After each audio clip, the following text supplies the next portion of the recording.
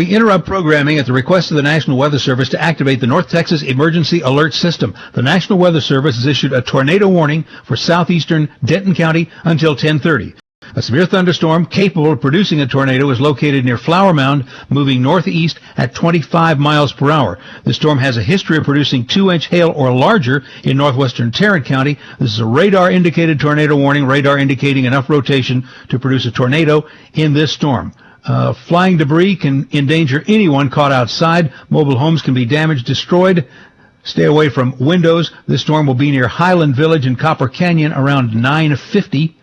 Corinth and Hickory Creek around 9:55, crossing I-35E just south of Denton, probably within the next half hour. Once again, a tornado warning now in effect for southeastern Denton County until 10:30. A severe thunderstorm capable of producing a tornado is over Flower Mound, moving northeast at 25 miles per hour. The storm also has a history of producing 2-inch hail.